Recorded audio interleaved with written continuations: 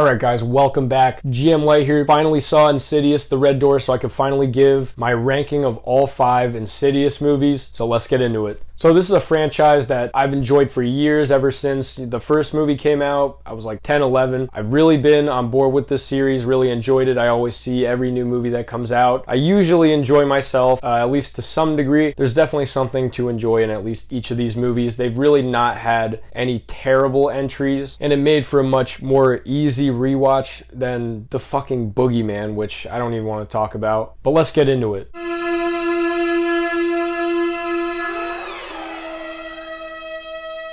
So easily for me, coming in at number 5 is Insidious: The Last Key. And my main problem with this movie is that it's just so generic. That's just the perfect way to put it. It's just bland. It has a very soulless look to it. It really has no visual flair the way that the first 3 movies do, which, you know, you could attribute those first 3 movies to James Wan, Leigh Whannell, them having a vision, having a lot of their own personal flavor and style to making these movies. And what this movie kind of comes off as is just a little bit of an imitation of that. It doesn't seem like there's way too much effort put into it. It just kind of feels like they're checking boxes. There's a monster, there's a haunting, Elise does some spiritual shit, there's some reveal about the past, something like that. I think the best part of the movie is probably Elise's character. I think that they show more of her human side. I enjoyed the beginning of the movie with that prologue, but the rest of it it loses me. It's got too much going on and I feel kind of numb to it. So Insidious: The Last Key, easily in last place in number 5.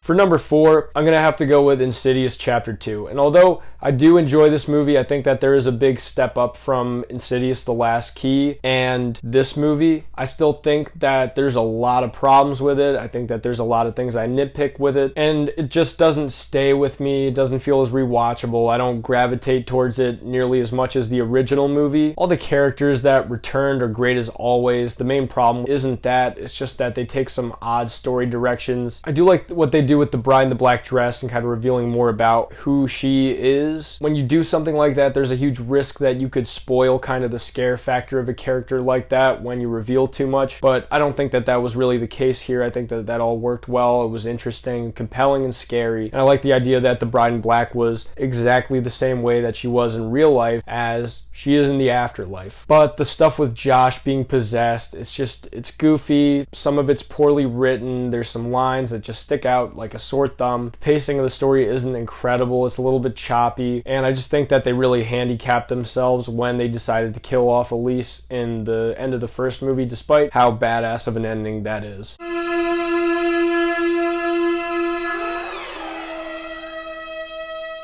Coming in at number 3 is the new movie, Insidious: The Red Door. Now, a lot of people seem to be very negative on it, but I'm actually a lot more positive than other people. I still have a lot of mixed thoughts on it. There's still some things that didn't work for me, and a few disappointments, but overall the continuation of the story I think was very strong. I liked it better than Insidious Chapter 2. I think that it resolves the story better in a more satisfying way, and getting to follow Dalton all these years later, getting to follow Josh all these years later, seeing how forgetting these events has impacted them, how it set them down kind of a dark path, and the disparate impact that lies like that have on a family. The fact that they never faced the music, got over and learned to reconcile with what happened had a huge impact on them. You see that never facing those consequences, never dealing with it, had a huge negative impact on them. And in this movie, they get to relearn what happened to them, understand, and I think that it's just much more satisfying that these things did impact them. It also always felt like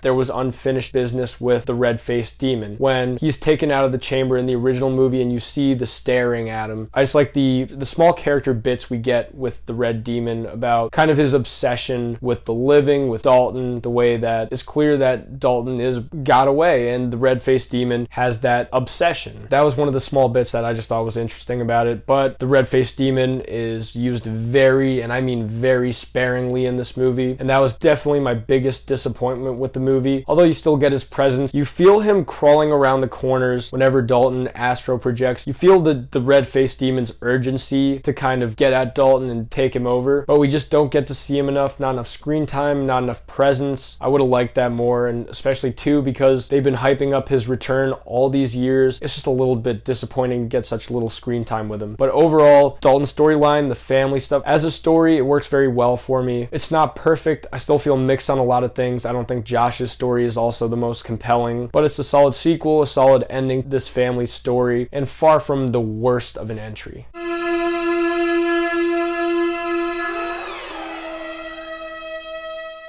Now coming in at number 2, Insidious Chapter 3. What this movie does so well is that I think that it has some of the scariest imagery of the series. They really know how to give you these chilling visions of a demon or a ghost that just wants to harm you. It's just the slow waving, just the subtlety, things in the background, things that you can feel, you can see, but they don't overdo it. It's not too overt or comical, and I think that they know when to restrain, keep things in the shadows, and they know how to build up these scares, make them genuinely creepy, and then release the gas when the tension is perfect. You also get a very sympathetic situation with this character of Quinn. You really feel like she's in danger when she's kind of trapped in this situation where has these leg casts and she can't move, she can't run away. She's just being tormented by this thing. I also think the motivation of the demon or the spirit itself is very interesting and cool. It's a very different take on what these things like to do, how he operates in his own way in the Insidious franchise. My only real downside to the movie is that some of the production value, and especially with the further, it feels a little bit cheaper. It doesn't feel as well done as the first two movies. It seems like they had to cut a little bit of corners. The movie itself just feels a little bit cheaper. The cast isn't as, I guess, well directed, or they're just not acting as well. I mean, save for Elise and the usuals, I do think Quinn did a great job, but other than that, just some of the other characters, they felt a little bit stock horror movie and didn't fit quite right. But in general, this is just a great continuation of the franchise, the movies. It does something different, and where I would have thought I wouldn't really care because the story's going back in time and not moving things forward, it actually finds a way to make you care more about Elise, makes her more human, and makes you really sympathize with this girl and her situation, and make you very afraid for her.